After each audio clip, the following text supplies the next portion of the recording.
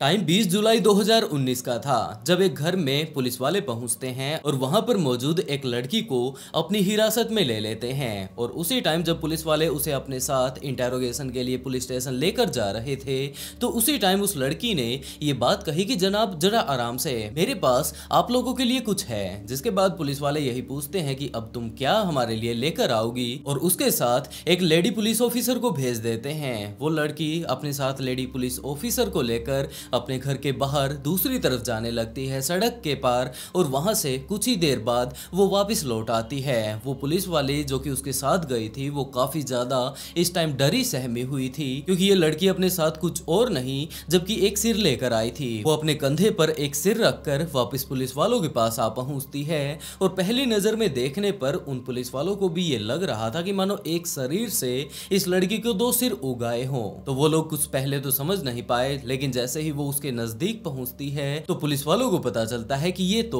एक इंसानी गर्दन है। और उसके बाद पुलिस वाले उसे अपनी हिरासत में ले लेते हैं। लेकिन अभी भी सवाल यही है कि आखिरकार कौन थी ये लड़की, और ऐसा इसने यहाँ पर क्या कांड रच दिया था, और जो ये वो सिर उठाकर घूम रही थी वो सिर किसका था। इन सारे ही चीजों के बारे में आज हम लोग डिटेल से जानने वाले हैं। लेकिन दोस्तों वीडियो में आगे बढ़ें उससे पहले ही मैं आप लोगों को वार्निंग दे दूं कि ये वीडियो काफी ज्यादा डिस्टर्बिंग होने वाली है, और अगर आप लोग डिस्टर्बिंग चीजों को हैंडल नहीं कर सकते तो आप लोगों से रिक्वेस्ट है कि आप जाकर हमारी किसी और वीडियो को देख सकते हैं। और इसी के साथ चलिए दोस्तों शुरू करते हैं आज का केस की आखिरकार यहाँ पर क्या हुआ था। तो ये सारी ही घटना शुरू होती है ऑस्ट्रेलिया के सिडनी में, जब 12 अक्टूबर 1993 को जेसिका कैमलेरी का विसा कैमलेरी के घर पर जन्म होता है। इसके माता पिता ने मिलकर इसकी काफी अच्छे से परवरिश की, लेकिन जैसे जैसे ये लड़की बड़ी हो रही थी तो इसके माता पिता को ये चीज लगने लगी कि उनकी बेटी जो है वो नॉर्मल नहीं है। इसके दिमाग में कुछ ना कुछ ऐसी दिक्कत है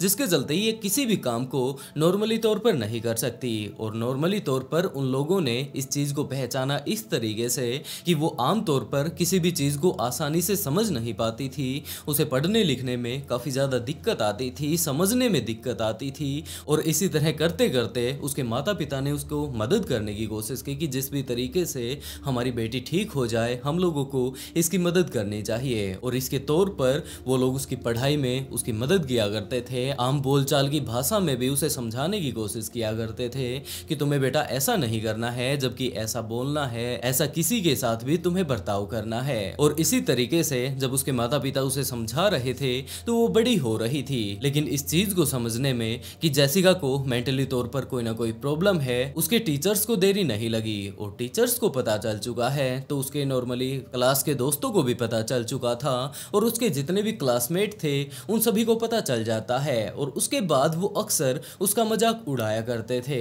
अगले काफी दिनों तक जेसिका किसी के साथ भी बातें नहीं करती है, जितने भी उसके दोस्त थे उनके साथ भी लगभग उसकी लड़ाई होने लगी थी, क्योंकि वो अक्सर मजाक मजाक में उसे कुछ ज्यादा ही सीरियस इंजरी दे दिया करते थे। उन्हें ये लग रहा था कि आखिरकार ये अपने घर पर भी जाकर क्या बताएगी। जिसके बाद जेसिका चुपचाप वापस अपने घर पर आ जाती। अब उसके बहुत ही कम दोस्त बचे थे, और उसके बाद वो टाइम आया जब जेसिका 9th क्लास में पहुंच चुकी थी। अब उसकी रैगिंग होना बिल्कुल नॉर्मल हो चुका था। एक लड़का इसी तरीके से जब वो 9th स्टैंडर्ड में थी आकर उसे बुली करने लगता है, लेकिन उस टाइम जेसिका के दिमाग में पता नहीं अचानक से क्या हो जाता है कि वो उसे पकड़कर उसके गाल पर काट लेती है। और जैसे ही उस लड़के को दर्द होता है वो चिल्लाने लगता है, और जेसिका को अपने आप से छुड़वाते हुए वो वहां से भाग जाता है। लेकिन दूसरी तरफ जो उस लड़के की गर्लफ्रेंड थी वो भी उसे काफी ज्यादा तंग किया करती थी। उसके बाद जेसिका उस लड़की के पास जाती है, उसकी बालों को पकड़ती है और उसे घिसटाते हुए स्कूल से बाहर लेकर जाने लगती है।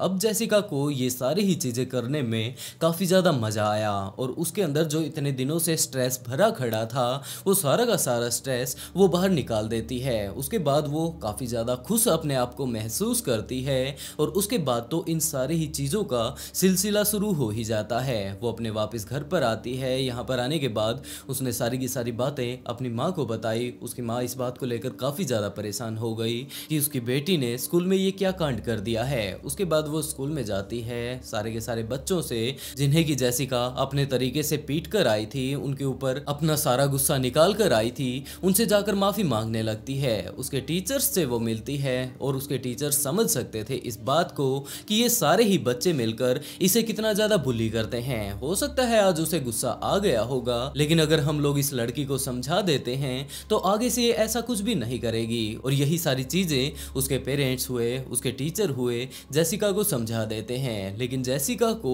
ये सारी ही चीजें करने में काफी ज्यादा मजा आया था और उसके बाद तो वो लगातार यही सारी चीजें रिपीट करने लगती है। और इन सारी चीजों से परेशान होकर उसके माता पिता ने ये बात सोची कि अब तो इस लड़की की हर रोज ही शिकायतें आने लगी हैं, तो क्यों न हम लोग इसे उसके दादा दादी के पास भेज दें। वहां पर हो सकता है एक जगह का चेंज हो जाएगा, तो वहां पर जाकर ये अपने आप को अच्छा महसूस करे। जिसके बाद उसे उसके दादा दादी के पास भेज दिया जाता है। लेकिन वहां पर भेजने के तकरीबन 1-2 दिन बाद ही जेसिका को वहां पर भी गुस्सा आ जाता है, क्योंकि उसके दादा दादी ने वह कोई गलत काम कर रही थी, जिसके चलते उन्होंने उसे डांट दिया।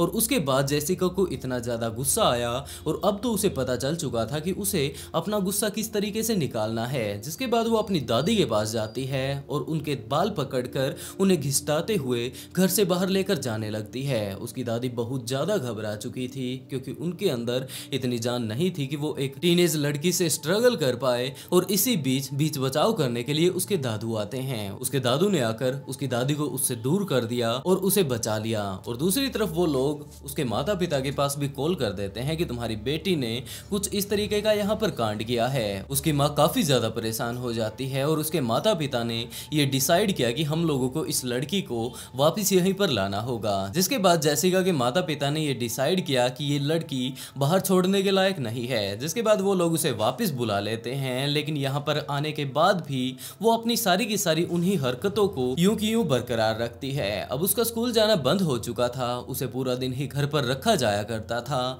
और अब वो अपना स्ट्रेस कहां पर निकालती? हाँ, आप लोगों ने बिल्कुल सही सोचा, वो अपने आस पड़ोस वाले लोगों के ऊपर अपना स्ट्रेस उतारा करती थी। एक दिन उनके घर के सामने से एक महिला गुजर रही थी, जो कि अभी अभी शॉपिंग सेंटर से वापस आई थी। तो उसके पास उसका छोटा बेबी था, इसके अलावा काफी सारा सामान था और वो चुपचाप उनके घर के सामने से जा रही थी कि इसी टाइम जेसिका ने उसे देख लिया और वो उसके पास जा पहुंचती है, क्योंकि उसे तो थोड़ी चुल मची हुई थी अपना जो उसे स्ट्रेस कम करना था। और इन सारी ही चीजों में उसे मजा तो आया ही करता था। तो वो उस महिला के पास जा पहुंचती है, जो कि इस टाइम उनके घर के बाहर से गुजर रही थी। तो वो उसके पास जाती है। उसके पास जाते ही उस महिला को कोई अंदाजा नहीं कि ये लड़की उसके पास क्यों आई है। और जेसिका उसके पास पहुंचते ही सबसे पहले उसका बेबी उससे छीन लेती है, उसे दूसरी तरफ फेंक देती है। और जो ये महिला थी, इसके बालों को पकड़कर अपने घर के अंदर घसीट कर लाने लगती है। वो महिला चिल्लाने लगती है, अपने आप को वो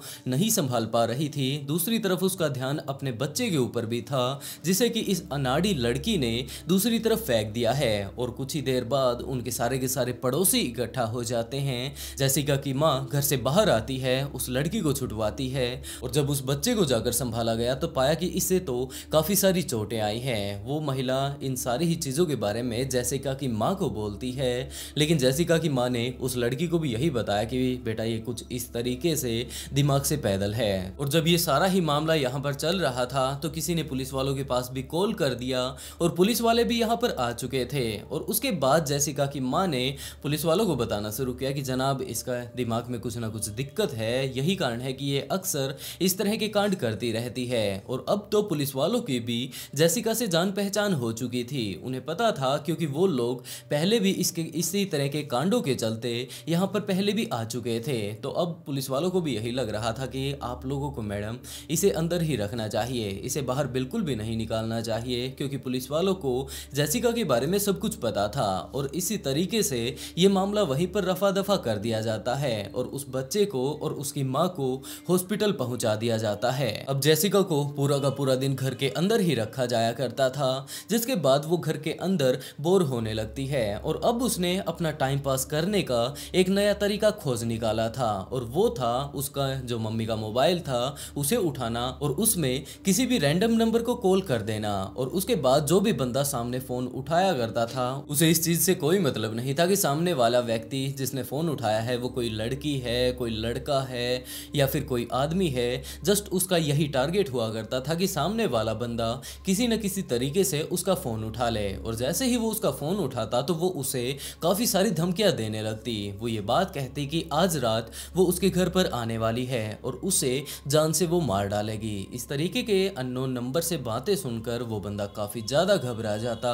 वो पुलिस वालों के पास कंप्लेंट करता और उसके बाद पुलिस वाले उस नंबर की सारी डिटेल निकाल कर जेसिका के घर पर आ पहुंचा करते थे। पुलिस वालों को आकर पता चलता कि ये तो वही पागल लड़की है और उसकी माँ को समझाकर, उस लड़की को समझाकर वो लोग वापस चले जाया करते थे। और दूसरी तरफ जिस बंदे ने पुलिस वालों के पास कॉल किया था उसे भी पुलिस वाले कॉल करके समझा दिया करते थे कि भाई जिस लड़की ने तुम्हारे पास कॉल किया था वो मेंटली तौर पर स्टेबल नहीं है, तुम ज़्यादा चिंता मत करो, वो किसी भी तरीके का तुम्हारे ऊपर हमला नहीं करने वाली है। यही सारी की सारी रूटीन अब वो अक्सर अपने घर पर जब भी खाली हुआ करती थी, जब उसका टाइम पास नहीं हुआ करता था तो वो बिल्कुल ऐसा ही किया करती थी। और 2015 में नाटले नाम की एक महिला को उसने एक दिन में करीबन 20 बार फोन किए थे। वो बार बार उसे यही बात कहा करती थी कि मैं तुम्हारी जान कभी भी नहीं लूंगी, लेकिन अगर देखा जाए तुम्हारे पति को तो उन्हें जिंदा बिल्कुल भी नहीं छोड़ूंगी। मेरे पास किचन में करीबन 7 से 8 चाकू हैं, उनकी धार काफी ज्यादा तेज है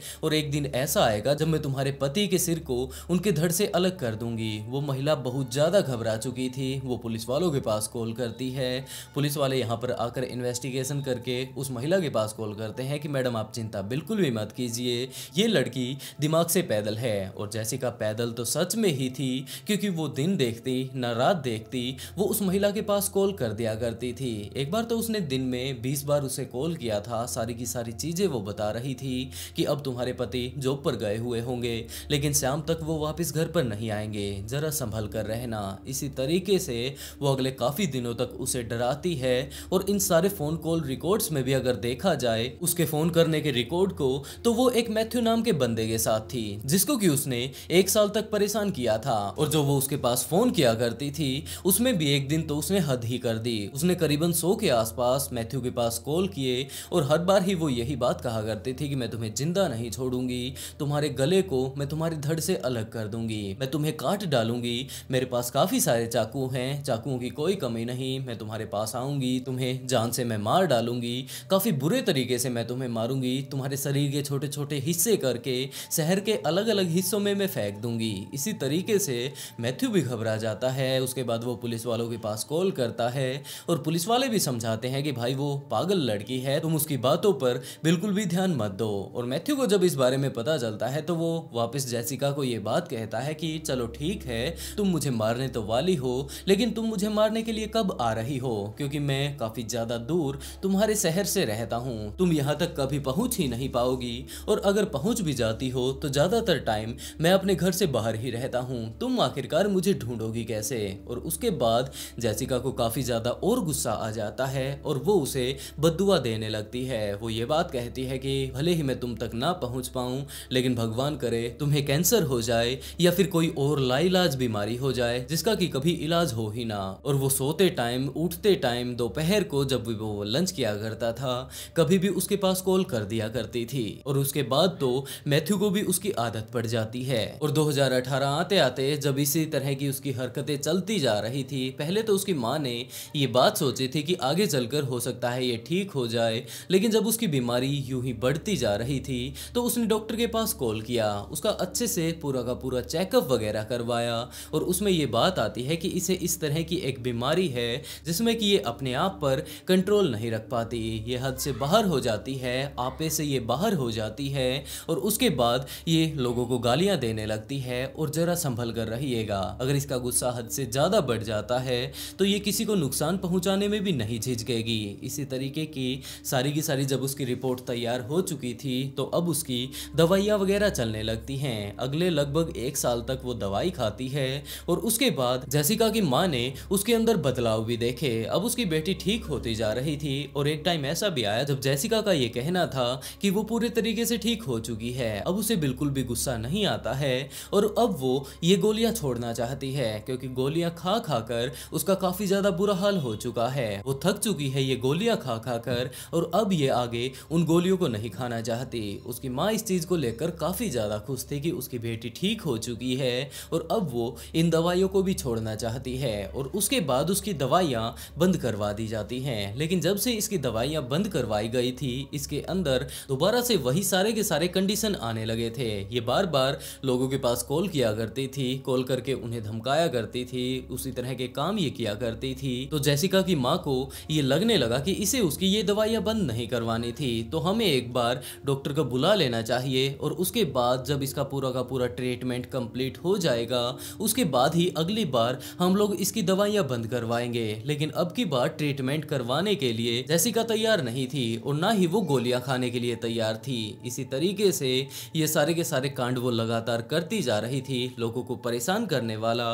कि उसके बाद टाइम आया 19 जुलाई 2019 का, जब दोबारा से वो किसी के पास कॉल किए हुए थी और जेसिका की माँ को इस टाइम खुद ही जेसिका के ऊपर गुस्सा आ गया। और जब जेसिका ने उस व्यक्ति से पूरी की पूरी अपनी बात कर ली थी उसके बाद वो खुद ही उसे पुलिस वालों के पास पकड़ कर लेकर जाती है और पुलिस वालों को कहती है कि मैं इस लड़की से काफी ज्यादा तंग आ चुकी हूँ, तो आप लोग जरा इसे अपने तरीके से समझा दीजिए ताकि ये थोड़ा डर घबरा कर ये सारे कांड करने बंद कर दे। और उसके बाद पुलिस वाले उसे थोड़ा धमका देते हैं और जेसिका इन सारी ही चीजों के लिए मान भी जाती है। उसके बाद वो दोनों ही वापस अपने घर पर आ जाते हैं। लेकिन इस घटना के जस्ट एक दिन बाद ही उनका एक रिश्तेदार उनके घर पर आता है और वहां पर कुछ एक टाइम बिता लेने के बाद उसने जेसिका की माँ से ये बात कही कि वो मार्केट जा रही है, काफी टाइम उसे वहां पर लगने वाला है, तो क्या वो उसके बेटे को जो कि अभी सिर्फ और सिर्फ 4 साल का है अपने पास रख पाएगी। जेसिका की माँ ने इस बात के लिए हाँ भर दी कि हाँ मैं पूरा दिन यहीं पर रहती हूँ, खासकर जेसिका के कारण, तो मैं इसे भी संभाल लूंगी। और उसके बाद उस बच्चे की माँ वहां से चली जाती है। वो बच्चा इस टाइम उनके घर पर था, जेसिका थी और उसकी माँ थी। और ये तीनों ही लोग जब अपने घर पर अकेले आराम से बैठे हुए थे तो इसी टाइम जेसिका ने अपनी माँ से ये बात कही कि वो पिज्जा खाना चाहती है। तो जेसिका की माँ ने पिज्जा शॉप वाले के पास कॉल करके एक पिज्जा ऑर्डर कर दिया। पिज्जा आ जाता है, उसके बाद वो तीनों ही लोग पिज्जा खाने लगते हैं। कुछ ही देर बाद वो बच्चा तो पिज्जा खा खा कर थक चुका था क्योंकि वो इतना ही पिज्जा खा सकता था। लेकिन ये पिज्जा खा लेने के बाद जेसिका ने अपनी माँ से ये बात कही कि उसके पेट में काफी ज्यादा दर्द हो रहा है। जेसिका की माँ ने तुरंत अपने डॉक्टर के पास कॉल कर दिया जिसके पास की जेसिका का पहले ही इलाज चल रहा था और उस डॉक्टर ने ये बात कही कि मैं करीबन 10 मिनट में ही तुम्हारे पास आ पहुंचूंगी। लेकिन दूसरी तरफ जेसिका अब ये बात भी बोल रही थी कि शायद मेरे पेट में दर्द भूख के कारण हो रहा है, तो मैं एक पिज्जा और भी खाना चाहती हूँ। उसकी माँ को भी उस टाइम भूख लगी हुई थी,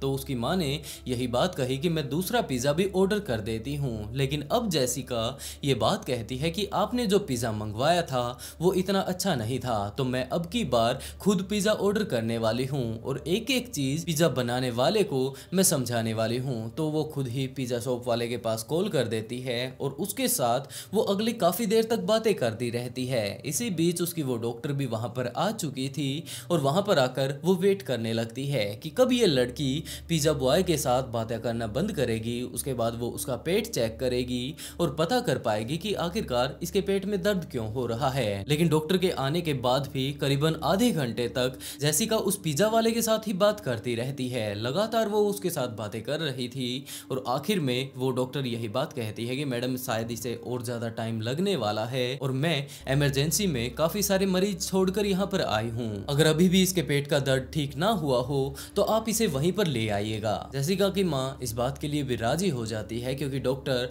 अपना कीमती टाइम निकाल कर यहाँ पर आई थी, क्योंकि डॉक्टर को पहले ही पता था कि इस लड़की के दिमाग में दिक्कत चल रही है। लेकिन ये तो बातें करने के लिए तैयार ही नहीं है, जिसके बाद वो डॉक्टर वापिस यहाँ से चली जाती है। और दूसरी तरफ जो जेसिका थी वो पिज्जा डिलीवरी वाले के साथ इस बात को लेकर झगड़ रही थी कि वो उसे आई लव यू नहीं बोल रहा है। वो लगातार यही बात बोल रही थी कि वो फोन तब काटेगी जब वो उसे आई लव यू बोल देगा। वो पिज्जा बनाने वाला आखिरकार क्या कर सकता था, जिसके बाद उसने बड़े ही प्यार से जेसिका को आई लव यू कहा। जेसिका ने ये बात कही कि ठीक है मैं तुम्हारे इस आई लव यू को एक्सेप्ट तो कर लेती हूँ, लेकिन जिस तरीके से मैंने तुम्हें पिज्जा बनाने के लिए कहा है तुम्हें वैसा ही बनाना है और जल्दी से जल्दी तुम इसे लेकर यहाँ पर आ जाओ, मुझे काफी ज्यादा भूख लगी हुई है। और उसके बाद जेसिका की माँ ने जेसिका से पूछना शुरू किया कि तुम्हारे जो पेट का दर्द था अब उसका हाल कैसा है। तो इस चीज पर जेसिका ने कहा कि अब वो अच्छा महसूस कर रही है। जिसके बाद वो तीनों ही लोग वहीं पर बैठ जाते हैं। दोबारा से भी पिज्जा आ चुका था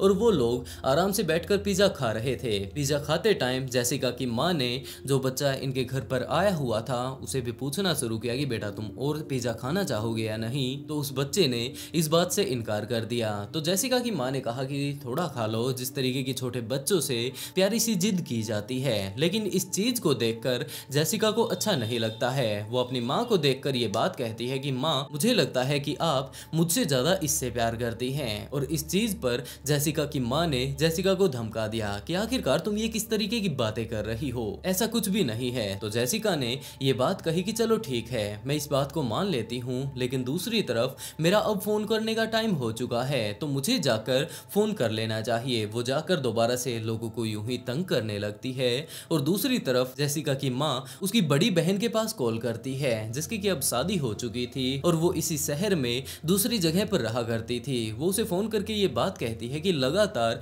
जेसिका की तबीयत बिगड़ती जा रही है, तो मुझे कुछ ना कुछ ऐसा जुगाड़ करना होगा जिससे कि ये लोगों को परेशान करना बंद कर दे। और इसके तौर पर सॉल्यूशन तो सिर्फ एक ही है कि इसे मेंटल हॉस्पिटल भेज दिया जाए। इसी तरीके की जब वो बातें कर रही थी तो पीछे से जेसिका आ जाती है, अपने सारे के सारे उन कस्टमर्स को परेशान करके जिनके पास की वो अक्सर फोन किया करती थी। और इस बात को सुनकर उसे काफी ज्यादा गुस्सा आ जाता है कि आप लोग मुझे मेंटल हॉस्पिटल भेजने पर क्यों तुले हुए हैं, पहले भी आपने काफी सारी बातें इसी तरीके की थी और मुझे ये बिल्कुल भी अच्छा नहीं लग रहा है। ये बात बोलकर वो अपनी माँ के हाथ से वो मोबाइल छीन लेती है, जिससे कि उसकी माँ उसकी बहन के साथ बातें कर रही थी, और उस मोबाइल को लेकर वो नीचे फेंक देती है। कुछ ही देर बाद वो टूट जाता है और इन सारी ही हरकतों को देखकर जेसिका की माँ ये बात कहती है कि तुझे तो मेंटल हॉस्पिटल हम लोग भेज ही देंगे। अब जेसिका को काफी ज्यादा गुस्सा आ चुका था, जिसके बाद वो अपनी माँ के ही बालों को पकड़ लेती है और उसके बाद वो उसे घिसटाते हुए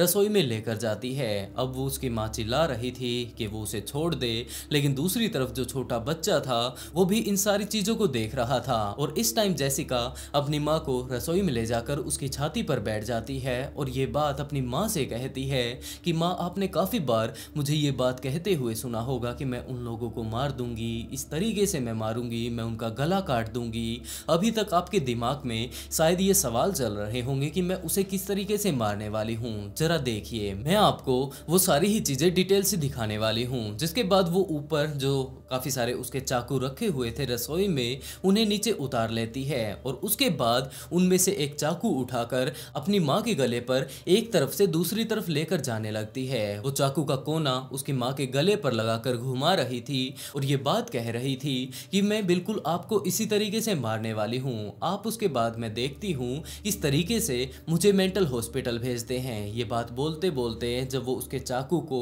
उसके गले के एक तरफ से दूसरी तरफ पहुंचा देती है तो ये चाकू वो उसके गर्दन में फंसाने की कोशिश करती है। और उस टाइम जेसिका की माँ काफी ज्यादा घबरा रही थी और इसी सारी घबराहट के कारण वो चिल्ला भी रही थी। इस चिल्लाहट को सुनकर वो जो बच्चा बाहर इस टाइम मौजूद था वो काफी ज्यादा घबरा चुका था।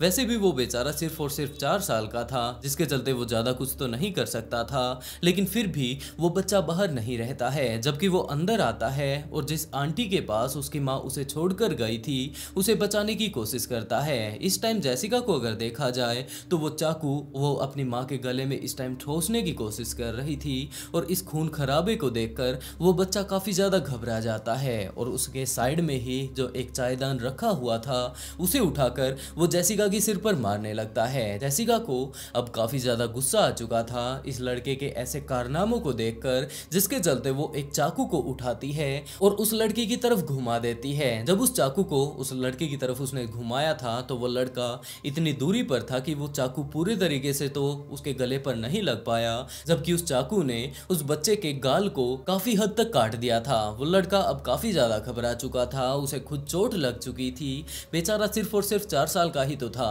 उसके दिमाग में इतनी सोचन शक्ति अभी नहीं थी कि वो अगला कदम क्या उठाए, जिसके चलते वो वहीं पर बाहर आकर बैठ जाता है, रोने लगता है और वो कुछ भी नहीं कर सकता था। और इस टाइम जेसिका को अगर देखा जाए तो वो तो अपनी माँ के ऊपर बैठी हुई थी। वो दोबारा से उस चाकू को उठाती है, अपनी माँ को मारने लगती है और वो इस चीज को तो बिल्कुल भी नहीं देख रही थी कि जो वो ये लगातार चाकुओं के हमले अपनी माँ के ऊपर करती जा रही है ये उन्हें कहां पर लग रहे हैं। उसने करीबन 150 हमले अपनी माँ के चेहरे पर किए थे और उन चाकुओं से उसकी माँ का चेहरा बिल्कुल ऐसा हो चुका था मानो कि वो एक छलनी हो। जब उसकी माँ के ऊपर वो लगातार हमले करती जा रही थी तो उसकी माँ लगातार चिल्लाती जा रही थी। बाहरी दूसरी तरफ वो बच्चा चोट खाकर इस टाइम बैठा हुआ था और उसे कुछ भी समझ नहीं आ रहा था कि वो करे तो क्या करे। और इस टाइम जेसिका तो अपने काम पर लगी ही हुई थी और इसी बीच जेसिका ने अपने दोनों ही चाकुओं को वहीं साइड में रख दिया और अपनी दोनों ही उंगलियों को अपनी माँ की आंखों में डाल दिया और उनकी दोनों की दोनों आईबॉल वो बाहर निकाल लेती है। उसके बाद उन दोनों ही आईबॉल के साथ वो खेलने लगती है। दूसरी तरफ उसकी माँ इस टाइम भी चिल्ला रही थी दर्द में, तो उनकी रोने की आवाज सुनकर जेसिका उन दोनों ही आईबॉल को अपने अंगूठों से फोड़ देती है और ऊपर स्लेब पर रखकर वापस अपनी माँ के पास आती है। और वहां पर आकर जिस तरीके से पिछली बार तो उसने सिर्फ और सिर्फ ऊपर से वो चाकू घुमाया था, अब की बार वो चाकू उनकी गर्दन में मारकर वो एक साइड से दूसरी तरफ लेकर जाती हैं। और इसी बीच जेसिका की माँ ने अपनी जान गंवा दी। कुछ ही देर बाद जब उसे ये बात लगने लगी कि इनके गर्दन का ऊपर का हिस्सा तो इस टाइम कट चुका है लेकिन अभी भी नीचे का हिस्सा बचा हुआ है, तो उसने दूसरा चाकू लिया और उनकी गर्दन के निचले स्किन को भी काट डाला। लेकिन अभी भी उनकी गर्दन उनके धड़ से जुड़ी हुई थी, जिसके चलते जेसिका सारे के सारे चाकू साइड में रख देती है। पहले ही वो काफी सारे चाकू अपनी माँ के मुंह पर मार चुकी थी और उनमें से 4 चाकू ऐसे मौजूद थे जो कि इसके मुंह पर लगते हैं और उनका ब्लेड अंदर ही टूट चुका था। अब सिर्फ और सिर्फ उसके पास 3 चाकू बचे हुए थे, बाकी 3 से वो उनके गर्दन को काट चुकी थी। और अभी भी जब उसे ये चीज लग रही थी कि जो इनकी रीढ़ की हड्डी है वो इनकी सिर से जुड़ी हुई है, तो उसने अपनी माँ का सिर पकड़ा और उसे उल्टा घुमा दिया। उसके बाद वो पूरे तरीके से टूट चुका था और उस सिर को उठाकर वो अपने घर के बाहर आ जाती है। वहां पर आकर वो आसपास में देखने लगती है। जब उसे कुछ भी दिखाई नहीं देता है तो वो अपने पड़ोस वालों के घर पर जाती है और उनके गेट के सामने ही उस सिर को रख देती है और उसके बाद जाकर उनके दरवाजे पर नॉक करती है। जब उनके पड़ोसी ने दरवाजा खोला तो पहली नजर में जेसिका को देखकर उसकी भी रूह कांप जाती है और उसे ये बात लगने लगी कि आज उसका जिंदगी का आखिरी दिन है। और जब वो डरता हुआ घबराता हुआ जेसिका से पूछने लगता है कि हाँ उसे क्या दिक्कत है, तो जेसिका ने बताया कि उसकी माँ काफी ज्यादा दिक्कत में है, आप जल्दी से जल्दी पुलिस वालों के पास कॉल कर दीजिए, एम्बुलेंस को यहाँ पर बुला लीजिए, नहीं तो वो अपनी जान गंवा देगी। और ये बात बोलते ही तुरंत वो वहां से भाग जाती है। उसने उस आदमी के बिल्कुल भी इंतजार नहीं किया कि ये सामने वाला बंदा मुझे क्या कहेगा, ये बात पूछेगा कि ये सारा का सारा कांड तुम्हारे साथ किसने किया है। जिसके बाद वो बंदा सबसे पहले तो अपना डोर लॉक करता है कि हो सकता है इसी लड़की ने यहाँ पर कुछ इस तरह का कांड किया होगा, पागल टाइप की ये है और हो सकता है अभी भी इसके पास चाकू हो तो ये मेरे ऊपर हमला कर दे, उससे पहले ही मुझे पुलिस वालों के पास कॉल कर देना चाहिए। तो वो दरवाजा लॉक करके अंदर आता है, पुलिस वालों के पास कॉल करने की कोशिश करता है, लेकिन जब तक वो फोन कर पाता उसने देखा कि जेसिका वापस अपने घर पर जा चुकी है। और यही सारी चीजें देखते हुए उस व्यक्ति के दिमाग में भी काफी सारे सवाल इस टाइम चल रहे थे कि आखिरकार असल में इस लड़की ने किया क्या है। और यही सारी बातें जानने के लिए वो जेसिका के साथ साथ उसके पीछे पीछे उनके घर पर आ पहुंचता है और वहां पर आकर उसने देखा कि एक कोने में एक बच्चा काफी ज्यादा भयंकर हालत में है। वो बहुत ज्यादा घबराया हुआ है, लगातार रोता वो जा रहा है। और दूसरी तरफ अगर जेसिका को देखा जाए तो वो तो खुद ही पुलिस वालों के पास कॉल कर रही है। जेसिका पुलिस वालों को समझा रही है कि उसकी माँ को काफी ज्यादा दिक्कत इस टाइम है, अगर आप लोग टाइम से नहीं आते हैं तो वो अपनी जान गंवा देगी। और पुलिस वाले लगातार एक ही बात पूछ रहे थे कि मैडम आप ये बताइए कि आपका एड्रेस क्या है, लेकिन जेसिका एड्रेस के बारे में कुछ भी नहीं बता रही थी, सिर्फ और सिर्फ लगातार यही बात बोलती जा रही थी कि उसकी माँ को काफी ज्यादा चोट आई है और आप लोग जल्द से जल्द यहाँ पर आ जाइए। और उसके बाद जेसिका ने उस आदमी को जो कि उनका पड़ोसी था उसे वो फोन कॉल दे दिया और ये बात कही कि जनाब आप इनसे ही बातें कर लीजिए। और उसके बाद उस आदमी ने बताना शुरू किया कि जनाब यहाँ का माहौल काफी ज्यादा खतरनाक है, मैं खुद अपने आप को इस लड़की के साथ सेफ महसूस नहीं कर पा रहा हूँ, एड्रेस ये है, आप लोग जल्द से जल्द यहाँ पर आ जाइए। कुछ ही देर बाद पुलिस वाले वहां पर जा पहुंचते हैं और उसके बाद जाकर उसके घर के हालातों को देखकर उस एक डरे सहमे बच्चे को वहां पर देखकर जेसिका को अपनी हिरासत में ले लेते हैं, क्योंकि उस बच्चे ने सारी की सारी बातें बता दी। उसे काफी ज्यादा इस टाइम चोट लगी हुई थी,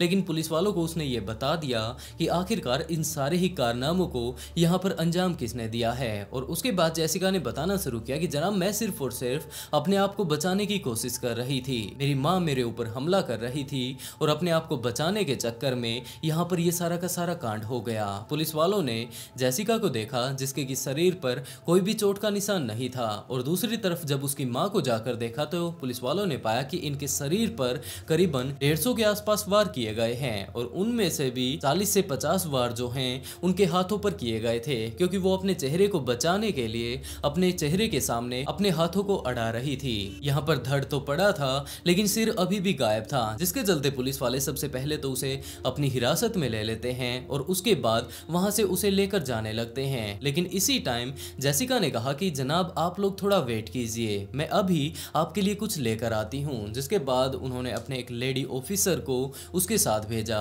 और वो दूसरी तरफ जाकर जो उनका पड़ोसी था उनके सामने से अपनी माँ की गर्दन उठाकर अपने कंधे पर रखकर वापस आ जाती है। वो पुलिस ऑफिसर काफी ज्यादा घबरा चुकी थी कि किस तरीके की ये लड़की है और कैसे कैसे इसने कांड किए हैं। और जब पुलिस वालों ने पहली नजर में उसे देखा कि यहाँ पर एक धड़ आ रहा है लेकिन धड़ के ऊपर 2 गर्दन है, तो वो भी काफी ज्यादा घबरा जाते हैं। लेकिन बहुत जल्द उन्हें पता चल जाता है कि ये कोई और नहीं जबकि जेसिका की माँ की गर्दन है, जो कि धड़ ऊपर है लेकिन सिर अभी भी गायब था। जिसके बाद जेसिका को गिरफ्तार कर लिया जाता है। इस पूरे ही केस को समझ लेने के बाद, जान लेने के बाद कि यहाँ पर क्या कुछ हुआ था, उसे कोर्ट में पेश किया जाता है और कोर्ट में इसे 21 साल की सजा सुनाई जाती है। वहां पर कहा गया था कि ये मेंटली तौर पर स्टेबल नहीं है, लेकिन जिस तरीके के इसने कारनामे किए थे उसके तौर पर जज ने यही बात कही कि इसे जेल ही भेजना ठीक रहेगा। लेकिन जेल में जाने के बाद भी वो शांत नहीं रहती है। वहां पर जो और महिला कैदी वहां पर मौजूद थी